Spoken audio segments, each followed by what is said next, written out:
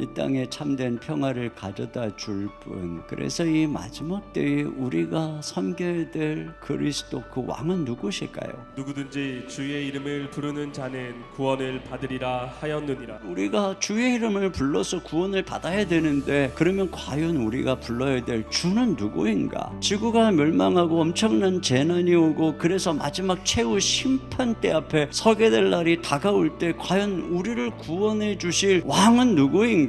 첫째로 그분의 이름은 나사렛 예수라는 것입니다. 이스라엘 사람들아, 이 말을 들으라. 너희도 아는 바와 같이 하나님께서 나사렛 예수로 큰 권능과 기사와 표적을 너희 가운데에서 베푸사 너희 앞에서 그를 증언하셨느니라. 예수님을 따라다니던 제자들은 결국은 그 예수님이 행하시는 것을 보고 주는 그리스도시요 살아계신 하나님의 아들입니다, 이렇게 고백을 하게 된 것이죠. 우리의 구원자는 누구입니까? 그분은 바로 나사렛 예수인 것입니다. 우리가 불러야 될 이름은 누구입니까? 나사렛 예수인 것입니다. 두 번째로 그분은 우리를 위해서 십자가에 죽으신 분입니다. 그가 하나님께서 정하신 뜻과 미리 하신 대로 내준 바 되었거늘 너희가 법 없는 자들의 손을 빌려 못 박아 죽였으나. 네, 유대인들이 법 없는 자는 바로 이 로마인들을 말하는 것이죠.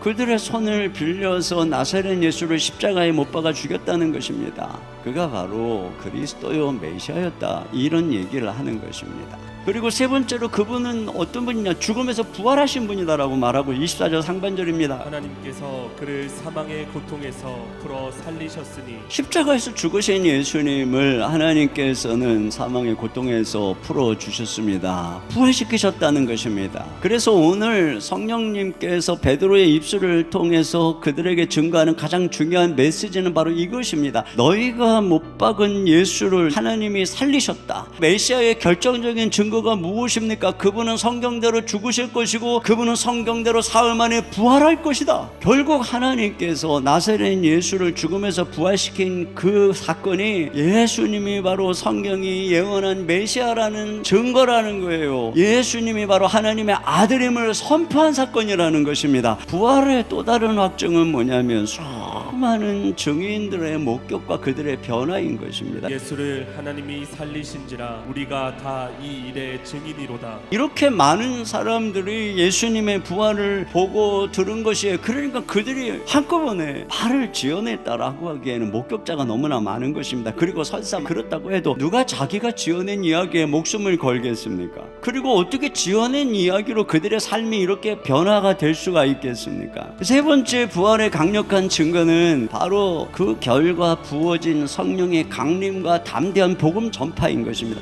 하나님이 오른손으로 예수를 높이심에 그가 약속하신 성령을 아버지께 받아서 너희가 보고 듣는 이것을 부어주셨느니라. 지금 그들이 보고 듣죠. 성령께서 부어주셔서 그들이 각각 다른 언어로 하나님의 큰 일을 듣는 이 엄청난 일을 지금 보고 듣고 있어요. 이게 지금 성령님이 부어주심으로 나타난 일인 것입니다.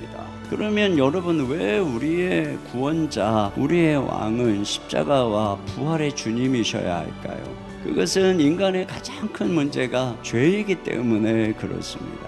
그러면 죽으시고 부활하신 주님이 우리에게 주시는 이 구원의 소망은 무엇일까요? 가장 중요한 것은 바로 포워드 백입니다. 예수님의 부활은 첫 열매인 것입니다. 무슨 첫 열매입니까? 앞으로 모든 사람들이 다 부활할 것입니다. 그리고 다 새하늘과 새 땅에 그런 영광스러운 주의 나라가 도래하게 될 것입니다. 그런데 그 미래에 이루어질 그 놀라운 역사의 첫 열매가 예수님이 부활한 것입니다. 우리는 부활 안에서 미래를 보는 것입니다. 우리는 예수님의 부활 안에서 장차 이루어질 하나님의 승리와 그의 나라를 보는 거예요. 그러니까 우리는 미래를 비관적으로 보지 않는 것입니다. 부활하신 우리 주님이 가르쳐 주시는 것은 것은 무엇입니까? 복음은 인간의 영혼만 천사처럼 하늘을 날아다니는 게 아니라는 것입니다. 우리의 몸이 새롭게 부활할 것이라고 하는 것입니다. 이 물질 세계가 망하고 멸망하는 것이 아니라 불로 세상이 정결하게 되어 새 하늘과 새 땅이 될 것이라고 말하는 것입니다. 그렇게 우리 주님이 다스리는 그때가 되면은 눈물이 사라지고 죽음이 사라지고 사자들이 어린 양과 뛰노는 참된 평화의 세상이 올 것이라고 하는 말이죠. 그러니까 우리는 어떤 경우에도 세상에 대해서 비관적이지 않은 것입니다.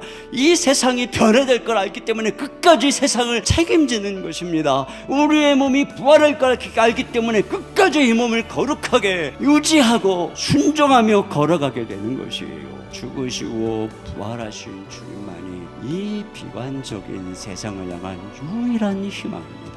바로 그분, 우리를 위해서 죽으시고 부활하신 우리 주 예수님만이 이 땅의 소망입니다. 우리 인생의 종말이 홀연히 오기 전에 우리는 이 복음을 분명히 듣고 믿고 그분의 이름을 불러야 됩니다. 회개해야 되는 것입니다. 오직 우리 주 예수님만이 구원자인 줄 믿고 다윗의 자손 예수여, 나를 위해 죽으시고 부활하신 우리 주 예수 그리스도시여, 나를 불쌍히 여기소서, 나를 구원해 주옵소서. 이 진실한 고백이 여러분의 삶에 있어지기를 주님의 이름으로 축원합니다.